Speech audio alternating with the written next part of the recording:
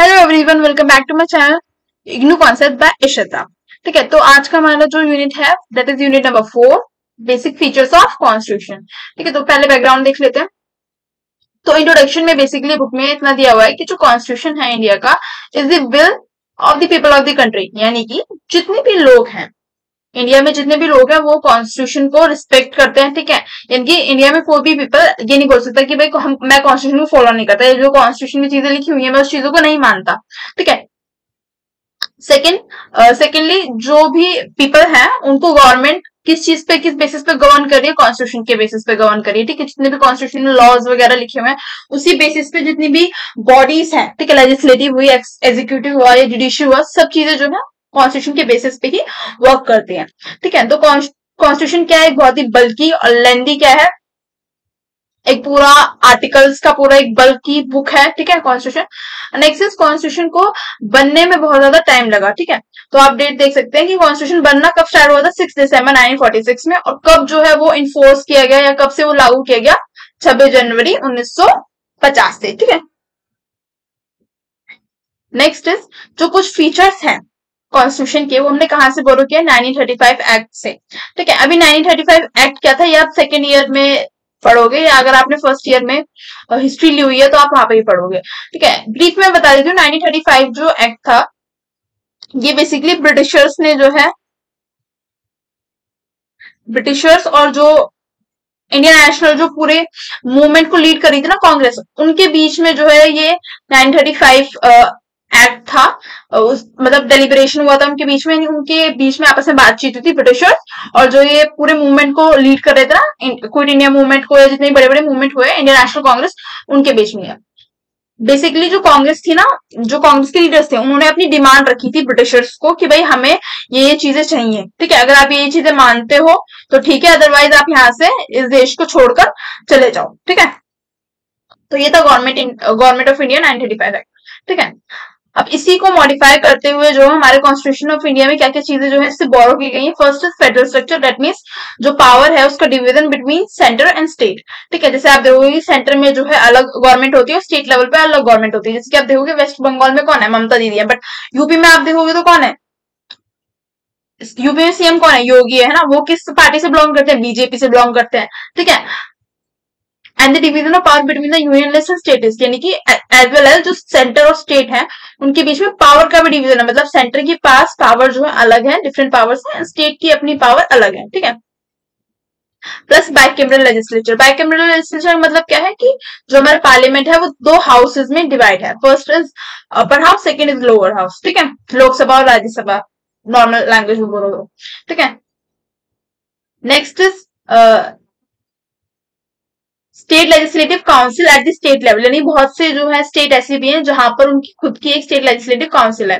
विधानसभा कहते हैं ना जिसे, वो यूपी, जैसे यूपी हो गया। ठीक है, यानी कि जो देश बहुत ज्यादा बड़े हैं, ठीक है, देश नहीं सॉरी स्टेट, जो स्टेट बहुत ज्यादा बड़े हैं वहां पर जो है स्टेट लेजिस्लेटिव असेंबली भी देखने के लिए मिलती है। सभी स्टेट्स में नहीं, जो स्टेट बहुत ज्यादा बड़े हैं उनमें। ठीक है, फेडरल कोर्ट मतलब एक कोर्ट। ठीक है, हाईएस्ट कोर्ट एक तरीके जिसे कहते हैं सुप्रीम कोर्ट। ठीक है, हाईएस्ट अपील ऑफ कोर्ट किसको कहते हैं, सुप्रीम कोर्ट को कहते हैं ना, कि जब कहीं पे भी न्याय नहीं मिलता तो कहां मिलता है भाई, सुप्रीम कोर्ट में, हाई कोर्ट में। कॉन्स्टिट्यूएंट असेंबली, अब फर्स्ट टॉपिक है हमारा constituent assembly. The constitution had to live up the aspiration of the people.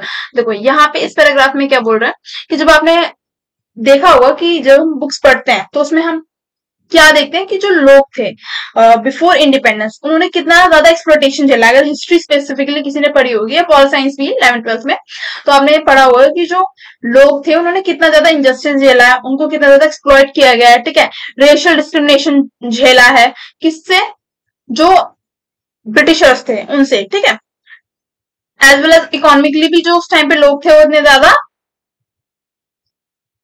Rich नहीं थे। ठीक है, after 2 centuries of colonial dominance, यानी कि जब हमने छुटकारा पाया कॉलोनियल रूल से, उस टाइम लोगों के दिलों में ये एस्पिरेशन थी कि भाई अब हम जो है फ्रीली अपनी लाइफ जो है जी पाएंगे, without any discrimination, without any social exploitation, without any injustice. मतलब अब जो है हमें न्याय मिलेगा। ठीक है, तो इन्हीं सबके इंटरेस्ट को, एस्पिरेशन को देखते हुए जो है हमारी कॉन्स्टिट्यूंट असेंबली बैठी कि भाई अब हम क्या करेंगे, कॉन्स्टिट्यूशन लिखेंगे। जैसे कि अगर जो बाहर के विदेश थे, वहां से वेस्टर्न वर्ल्ड जो था, वहां पे भी कॉन्स्टिट्यूशन बहुत से जो है देश हैं, कंट्रीज हैं, वहां पे देखने को मिलता है। ठीक है, तो उन्हीं चीज को कॉपी करते हुए हमने भी जो है अपना कॉन्स्टिट्यूशन जो है लिखना स्टार्ट किया विद कॉन्स्टिट्यूंट असेंबली। ठीक, कॉन्स्टिट्यूंट असेंबली पूरी एक मतलब गठन किया गया कॉन्स्टिट्यूंट असेंबली का, और वहां पे जो है बहुत सारे मेंबर्स थे कॉन्स्टिट्यूंट असेंबली के, जिन्होंने डिफरेंट लोगों की डिमांड्स को देखते हुए, डिफरेंट लोगों के एस्पिरेशंस को देखते हुए, ठीक है, कॉन्स्टिट्यूशन का कंपाइलेशन किया। ठीक है, अब इसमें जो है मेन जो लोग हैं, जो मेन एक तरीके से पर्सनैलिटीज थी, ठीक है, उनका आप नाम पढ़ सकते हो यहाँ पे। नेक्स्ट एसेंशियल फीचर्स क्या है हमारे कॉन्स्टिट्यूशन के। फर्स्ट इज सॉवरेन, डेमोक्रेटिक और रिपब्लिक। देखो सॉवरेन का बेसिकली मतलब ये है कि इंडिया, अगर इंडिया एक सॉवरेन कंट्री है तो इसका मतलब क्या है, इसका मतलब ये है कि इंडिया जो है अपने डिसीजन खुद से ले सकती है without any influence of other country. ठीक है, मतलब अगर फॉर एग्जाम्पल अगर मुझे चाइना के साथ या अपनी जो भी नेबरिंग कंट्रीज हैं, श्रीलंका है, मालदीव्स है, अगर इनके साथ मुझे ट्रेड करना है तो मुझे यूएस से परमिशन लेने की नीड नहीं है, या चाइना से परमिशन लेने की नीड नहीं है। हम खुद जो है सेल्फ जो है इंडिपेंडेंट है। ठीक है, एक तरीके से मतलब हम किसी पे डिपेंडेंट नहीं है। ठीक है, तो अपने खुद के डिसीजन खुद ले सकते हैं, इसलिए हम क्या है, एक सॉवरेन कंट्री है। Next is democratic. डेमोक्रेटिक हमारे यहाँ पे क्या है, डेमोक्रेसी है। इंडिया में क्या है, डेमोक्रेसी है, यानी कि जो लोग हैं वो अपना प्रतिनिधि कैसे चुनते हैं, बाय वोट, वोटिंग सिस्टम है। ठीक है,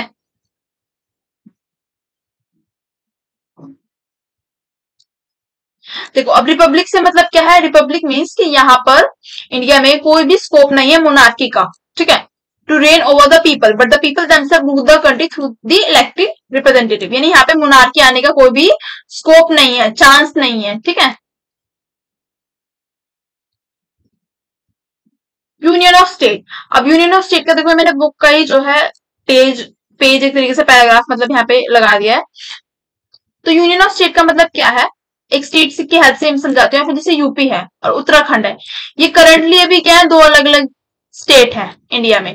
बट पहले क्या हुआ करता था, यूपी और उत्तराखंड दोनों क्या थे, एक ही एरिया में मर्ज थे। ठीक है, आफ्टर डिमांड्स, ठीक है, जब लोकल जो पब्लिक थी उनकी डिमांड आई कि भाई हम जो दोनों ये रीजन है, इनकी जो एस्पिरेशन है और यहाँ का जो कल्चर है वो अलग अलग है, तो इसको मद्देनजर रखते हुए, इस चीज को देखते हुए जो गवर्नमेंट थी उन्होंने क्या किया, यूपी को अलग कर दिया और उत्तराखंड को अलग कर दिया। अब उत्तराखंड का सीएम जो चीफ मिनिस्टर है वो अलग है और यूपी के सीएम अलग है।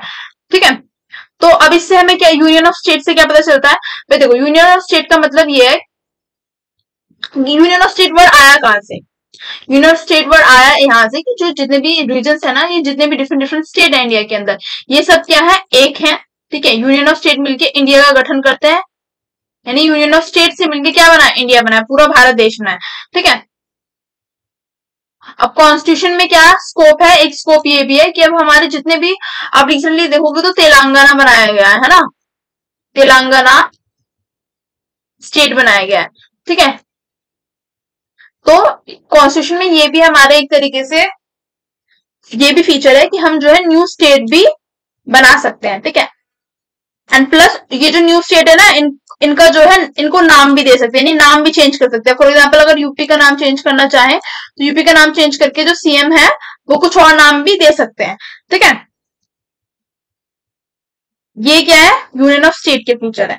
नेक्स्ट हम देखेंगे फंडामेंटल राइट्स। फंडामेंटल राइट्स हमारे कौन से पार्ट में आते हैं, third part of the constitution में आते हैं। ठीक है, और इनका जो इम्प्लीमेंटेशन है ये गारंटेड बाय सुप्रीम कोर्ट, यानी कि अगर आपके फंडामेंटल राइट्स वायलेट होते हैं तो आप इनको डायरेक्टली सुप्रीम कोर्ट में जाकर चैलेंज कर सकते हो। ठीक है, और ये फंडामेंटल राइट्स जो है कुछ फंडामेंटल राइट जैसे कि आर्टिकल 20 और 21 है, जो भी हम लेटर ऑन पढ़ने भी वाले हैं कि आर्टिकल 20 में क्या है, 21 में क्या है। ये दोनों जो आर्टिकल हैं इनको इमरजेंसी की जैसी सिचुएशन में भी सस्पेंड नहीं किया जा सकता। ठीक है, अभी हम इमरजेंसी भी देखेंगे क्या होते हैं। आर्टिकल 19 जो कॉन्स्टिट्यूशन है इंश्योर करता है right to freedom under article 19 to 22। ठीक है, तो फर्स्ट ऑफ ऑल हम आर्टिकल 19 देख लेते हैं। आर्टिकल 19 क्या कहता है, आर्टिकल 19 गारंटी करता है right to freedom of speech, यानी कि हम लोगों के पास क्या अधिकार है खुल के बोलने का।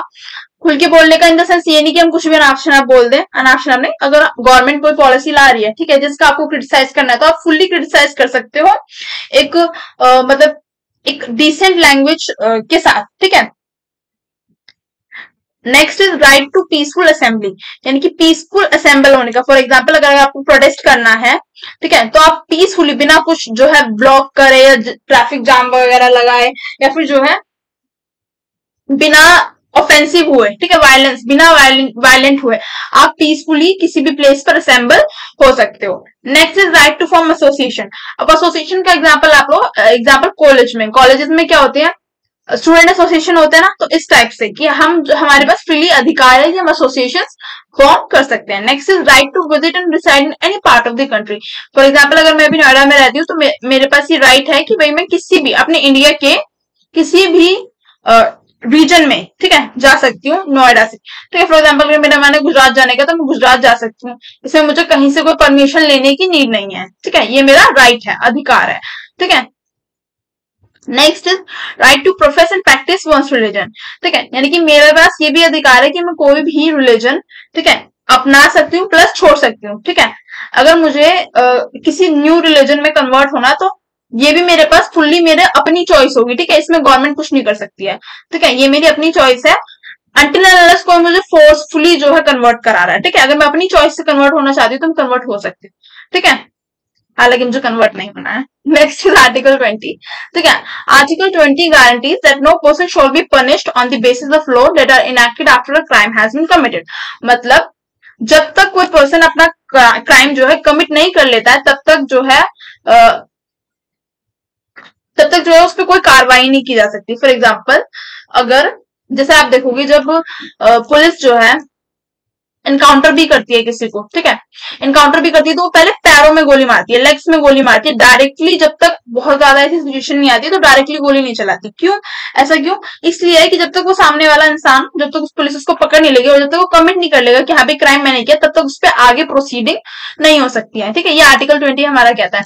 Next is article 21। आर्टिकल 21 क्या करता है? इंश्योर करता है protection of personal liberty, personal life and liberty. मतलब कि स्टेट के पास कोई राइट नहीं है उनकी पर्सनल लाइफ लेने का। ठीक है, accept through the procedure established by law, until unless किसी को फांसी की सजा सुनाई जाए। ठीक है, तब तक, यानी कि अगर आप जेल में हो, ठीक है, और आप पे कोई भी मतलब केस वगैरह चल रहा है, ठीक है, अगर आपको 4 साल की जेल हुई है या 5 साल की जेल हुई है, ठीक है, तो उसमें अगर किसी पुलिस वाले की वजह से या कोई अगर अंदर जो भी प्रशासन है उसकी वजह से अगर आपकी डेथ जाती है तो ऑब्वियसली प्रशासन जो है उस पर कार्रवाई होगी। क्यों? क्योंकि उनके पास कोई हक नहीं है आपकी पर्सनल लाइफ या लिबर्टी को छीनने का। ठीक है, अनटिल सुप्रीम कोर्ट ने या किसी भी कोर्ट ने जो है जजमेंट पास की हो कि आपको जो है या तो मतलब जो है वो होनी चाहिए, फांसी होनी चाहिए या कुछ भी other punishment. Next is Article 22. Article 22 prohibit करता है detention of a person without trial.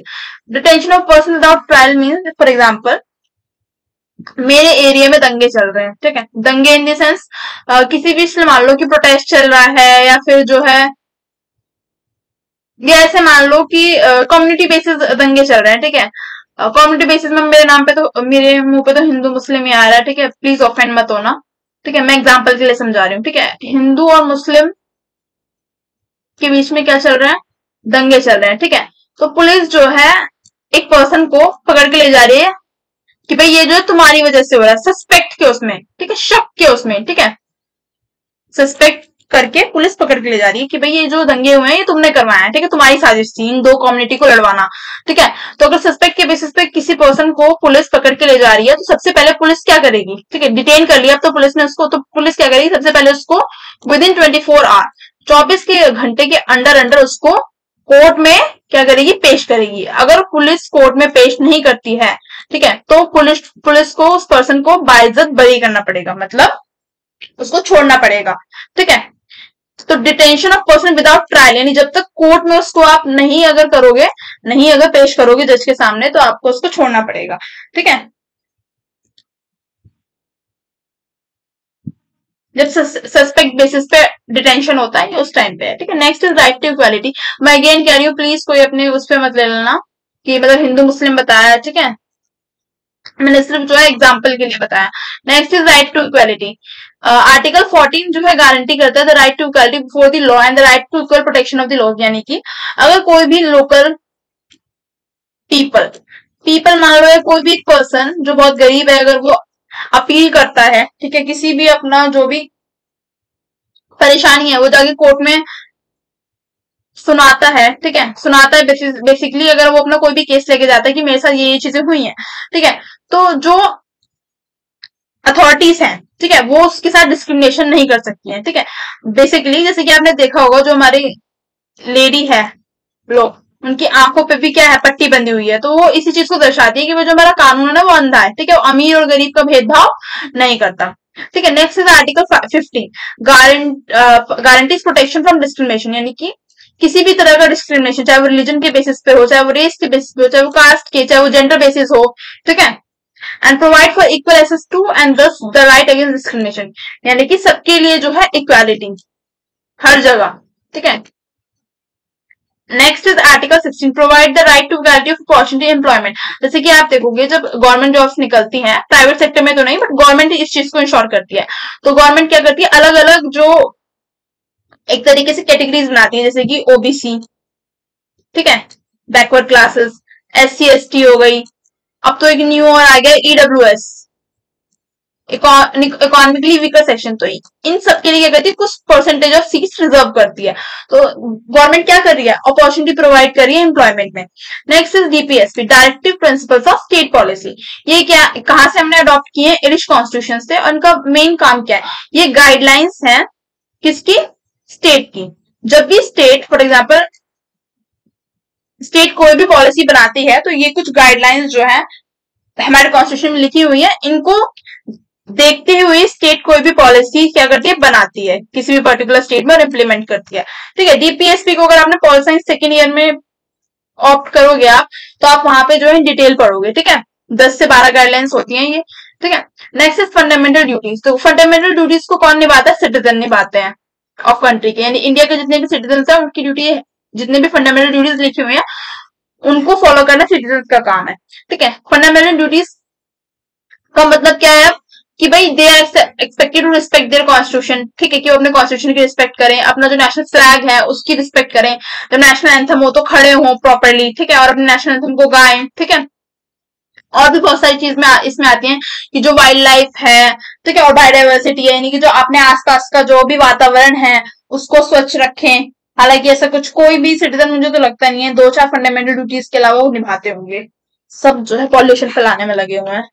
Next is the union, ठीक है, द यूनियन में क्या आते हैं, 3 जो ऑर्गन है गवर्नमेंट की ब्रांचेस है, basically legislature, executive and judiciary, ये तीनों मिलकर क्या बनती है, union.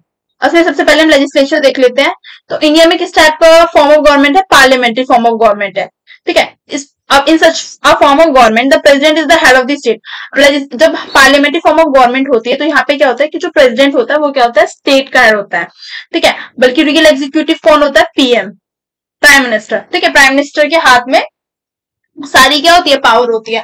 On the other hand अगर आप US में देखोगे, अमेरिका में देखोगे, तो आपको ये देखने के लिए मिलेगा कि जो प्रेसिडेंट है वो रियल हेड है, ठीक है, उसके हाथ में सारी पावर है, और वहां पे किस टाइप की फॉर्म ऑफ गवर्नमेंट है, प्रेसिडेंशियल, ठीक है। जो प्राइम मिनिस्टर है इनको जो है कौन, ये प्राइम मिनिस्टर किसके हेड होते हैं, काउंसिल ऑफ मिनिस्टर्स के, ठीक है। नेक्स्ट हम देखेंगे एग्जीक्यूटिव। एग्जीक्यूटिव क्या होते हैं, the legislature comprise of the house of people, Lok Sabha and Rajya Sabha, ठीक है, and the president of India a member of the, देखो अब सबसे पहले देखो डिफ्रेंसिएशन सीखो, लेजिस्लेचर क्या है, लेजिस्लेचर क्या है, पार्लियामेंट पूरा, यानी कि जो हमारा पार्लियामेंट्री फॉर्म ऑफ सिस्टम है ना ये पूरा। अब एग्जीक्यूटिव क्या है, जो भी लोग इस पार्लियामेंट्री सिस्टम ऑफ गवर्नमेंट में काम कर रहे हैं वो किस में आते हैं, एग्जीक्यूटिव में आते हैं, ठीक है, चाहे वो PM हो गया, चाहे वो प्रेसिडेंट हो गए, ठीक है, ये सब चीजें। IPS जो पुलिस हो गए, पूरा पुलिस डिपार्टमेंट हो गया, IPS IAS ऑफिसर्स हो गए, जितने भी अधिकारी हैं सब किस में आते हैं, एग्जीक्यूटिव में आते हैं, ठीक है। प्राइम मिनिस्टर भी एग्जीक्यूटिव में आते हैं, ये चीज ध्यान रखना, ठीक है। Next is president, both the house of parliament and the legislature in the state elect the president, यानी कि जो दोनों हाउसेज हैं, राज्यसभा और लोकसभा, वो इलेक्ट करते हैं प्रेसिडेंट को, किस मेथड से, सिंगल ट्रांसफरेबल वोट से, ठीक है। जो प्रेसिडेंट है वो समन कर सकते हैं दोनों हाउसेस को, यानी कि जब भी मीटिंग होती है, ठीक है, जब भी जो है पार्लियामेंट में मीटिंग होती है तो कौन समन करता है, कौन बताता है कि हाँ भाई इस टाइम पे इस डेट पे मीटिंग होनी है, किसका काम है, प्रेसिडेंट का काम है, ठीक है। नेक्स्ट यहाँ पे कुछ इंपॉर्टेंट जो है पोस्ट दी गई है जिनको जिस पे जो भी अथॉरिटीज है उनको कौन अपॉइंट करता है? प्रेसिडेंट। ठीक है, नेक्स्ट इज पार्लियामेंट। जो इंडियन पार्लियामेंट है, जो supreme law making body of the country, यानी जितने भी लॉज या कोई भी बिल बनना है, बिल जो है इम्पैक्ट में आता है, तो वो कहाँ से पास होता है? सबसे पहले पार्लियामेंट से। ठीक है, तो हमारा पार्लियामेंट कैसा है? बाइकैमरल लेजिस्लेचर है, मतलब दो हाउसेज हैं हमारे पार्लियामेंट में। ठीक है, जैसे कि यूके में भी है, सीनेट्स है और नीचे शायद हाउस ऑफ रिप्रेजेंटेटिव्स है। तो हमारे यहाँ पे क्या है? राज्यसभा है, और जिसको हम इंग्लिश में काउंसिल ऑफ स्टेट कहते हैं। ठीक है, और लोकसभा है। ठीक है, हाउस ऑफ द पीपल। तो जो राज्यसभा है, इसमें हमें क्या होता है? इसमें क्या होता है? It comprises the chairman. Chairman को हम वाइस प्रेसिडेंट भी कहते हैं। ठीक है, एंड द इलेक्टेड मेंबर्स, यानी और जो इलेक्टेड मेंबर्स हो गए वो। प्लस इसमें एक स्पेशलिटी क्या है कि यहाँ पे 12 मेंबर्स होते हैं, नॉमिनेटेड मेंबर्स, जिनको कौन नॉमिनेट करता है? प्रेसिडेंट। ठीक है, each holding a term of 6 year. ठीक है, 12 मेंबर होते हैं, 12 का टर्म कितना होता है? 6 ईयर का। और इसमें से 1/3, यानी जितने भी मेंबर होते हैं राज्यसभा में, उसमें से 1/3 मेंबर एवरी ईयर क्या करते हैं? रिटायर होते हैं। ठीक है, जो लोअर हाउस है पार्लियामेंट का, उसको हम हाउस ऑफ द पीपल कहते हैं, जैसे मैंने आपको पहले भी बताया, और लोकसभा। ठीक है, इसके जो मेंबर्स होते हैं उनको हम इलेक्ट करते हैं, जनता इलेक्ट करती है। ठीक है, और उनका टर्म क्या होता है? 5 ईयर का। नेक्स्ट इज, जो राज्यसभा होती है उसके पास जो है लिटिल पावर होती है ओवर मनी बिल्स। ठीक है, these can not be introduce in the Rajya Sabha, it has to return such bills to the Lok Sabha. यानी कि मनी बिल जो होता है ना, मनी बिल की जो मेन पावर होती है किसके पास होती है? लोकसभा के पास होती है। ठीक है,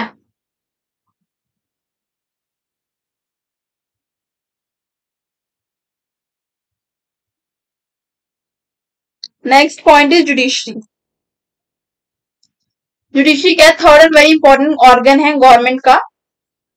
गवर्नमेंट इज अ जुडिशरी। देखो, जुडिशरी क्या है? दोनों से सेपरेट है, लेजिस्लेचर और एग्जीक्यूटिव से। ठीक है, यानी लेजिस्लेचर कुछ भी करे, एग्जीक्यूटिव कुछ भी करे, जुडिशरी एक अलग सेपरेट बॉडी है। ठीक है, और अगर लेजिस्लेचर जो भी लॉ बना रही है, अगर वो हमारे कॉन्स्टिट्यूशन के साथ नहीं जा रहा है, ठीक है, तो जुडिशरी इसको इनवैलिड घोषित कर सकती है। मतलब जुडिशरी कह सकती है कि ये लॉ सही नहीं है, आप इसको देखो, ये हमारे कॉन्स्टिट्यूशन के अगेंस्ट जा रहा है, ये हमारे कॉन्स्टिट्यूशन का ये आर्टिकल ब्रोक कर रहा है। ठीक है, जो हमारा कॉन्स्टिट्यूशन है also clearly lay down the procedure for impeaching the जजेस। इम्पीचिंग द जजेस का मतलब क्या है? कि हमारे कॉन्स्टिट्यूशन में जजेस को कैसे अपॉइंट करते हैं सुप्रीम कोर्ट के, प्लस जजेस को कैसे हटाते हैं, दोनों के ही प्रोसीजर क्लियरली मेंशन्ड है। ठीक है, नेक्स्ट टॉपिक जो हमारा है, यहाँ पे हम बुक पे आ जाते हैं। नेक्स्ट टॉपिक है हमारा इमरजेंसी प्रोविजंस। ठीक है, तो पहले हम देख लेते हैं इमरजेंसी जो है कौन से पार्ट में है। 18 पार्ट में हमारे इंडियन कॉन्स्टिट्यूशन के, कौन से आर्टिकल से? 352 टू 360। ठीक है, 3 टाइप की इमरजेंसी होती हैं जो डिक्लेयर कर सकता है कौन? President. First is external aggression armed rebellion, यानी कि फॉर एग्जांपल इंडिया का किसी अदर कंट्री से वॉर हो रहा है। ठीक है, तो 2 टाइम लगाएगी, आप यहाँ पे देख सकते हैं। पहला जब चाइना के साथ वॉर हुआ, सेकंड जब इंडिया और पाकिस्तान के साथ वॉर हुआ। ठीक है, थर्ड इमरजेंसी लगाई थी इंदिरा गांधी जी ने 1977 में, खत्म हुई थी जाके, और जून 1975 को ये लगाई गई थी। ठीक है, इसको darkest period of for Indian democracy भी कहा जाता है, क्योंकि उनकी जो पावर थी, उनकी जो गति थी प्राइम मिनिस्टर की, वो खतरे में आ गई थी, इसलिए उन्होंने क्या लगा दी थी? इमरजेंसी लगा दी थी, जिसकी वजह से उनका जो रूलिंग पीरियड है वो एक्सटेंड हो जाए। ठीक है, माना तो यही जाता है कि इसलिए लगाई थी। नेक्स्ट इज जनरल इमरजेंसी, क्या होती है? जो सिक्योरिटी ऑफ द कंट्री को देख के लगाई जाए, कि हमारी कंट्री पे क्या है? थ्रेट है किसी बाहर देश से। ठीक है, तब लगाई जाती है। सेकंड, कॉन्स्टिट्यूशनल इमरजेंसी क्या होती है? कॉन्स्टिट्यूशनल असेंबली लगाई जाती है। फॉर एग्जाम्पल प्रेसिडेंट को गवर्नर बोल रहे हैं कि ये जो स्टेट है सही से फंक्शन नहीं कर पा रहा है। ठीक है, फॉर एग्जाम्पल यूपी में कोई दंगे बजाते हैं और यहाँ की जो फंक्शनिंग है उसको जो सीएम है वो ढंग से नहीं संभाल पा रहे हैं, तब जो है गवर्नर क्या करते हैं? प्रेसिडेंट को मैसेज पहुंचाते हैं कि ऐसे ऐसे यहाँ पे जो पूरा इंटरनल जो सिस्टम है वो बिल्कुल एकदम फंक्शन नहीं कर पा रहा है। तो प्रेसिडेंट क्या करता है? वहां पर इमरजेंसी प्रोक्लेम कर देते हैं। जब इमरजेंसी प्रोक्लेम होती है तो जो करंट सीएम होते हैं उनको जो भी पावर है वो हट जाती है, और जो गवर्नर है ना वो वर्क करने लगता है on the behalf of CM. ठीक है, और on the behalf of president. ठीक है, ये कुछ स्टेट्स हैं जहां पर जो है इमरजेंसी लगाई गई है। ठीक है, आप पढ़ सकते हैं। Next is financial emergency. Financial emergency आती है 360 के अंडर। जब इंडिया में फॉर एग्जांपल अगर इंडिया में फाइनेंशियल क्राइसिस हो जाएंगे, ठीक है, फाइनेंशियल क्राइसिस आता है तब लगाई जाती है ये। अभी तक तो लगी नहीं है, ठीक है। अब नेक्स्ट टॉपिक है हमारा फेडरलिज्म। यहाँ से शॉर्ट नोट भी देखने के लिए मिलता है, ठीक है, तो इस पे थोड़ा सा ध्यान देना। At the time of independence, the diversity of the country was such that the constitutional maker thought it fit to have a strong union government। यानी कि जिस टाइम पे इंडिपेंडेंस हमारा देश आजाद हुआ तो कॉन्स्टिट्यूशन मेकर ने सोचा कि भाई जो हमारी कंट्री है वो बहुत ज्यादा डाइवर्स इन नेचर है, तो हमें जो है फेडरलिज्म को अपनाना चाहिए। फेडरलिज्म मतलब जहां पर सेंटर में एक अलग गवर्नमेंट हो और स्टेट में एक अलग गवर्नमेंट हो, सॉरी अलग गवर्नमेंट नहीं हो, मतलब सेंटर के पास अपनी अलग पावर हो और स्टेट के पास अपनी अलग पावर हो, ठीक है, मतलब दोनों की जो पावर है डिफरेंशिएटेड हो, ठीक है।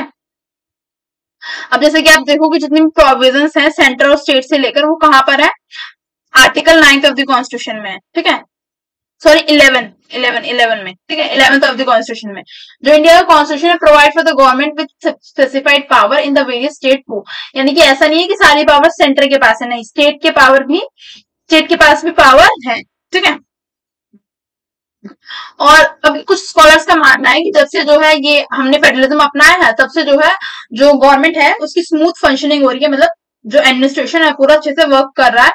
अब कुछ स्कॉलर्स का कहना यह है कि क्योंकि कांग्रेस जो है, कांग्रेस का डोमिनेंस था पहले से ही, इसलिए जो है हमें फेडरलिज्म जो सिस्टम है इसको जब से हमने अपनाया है इसमें कोई प्रॉब्लम नहीं आई है, ठीक है।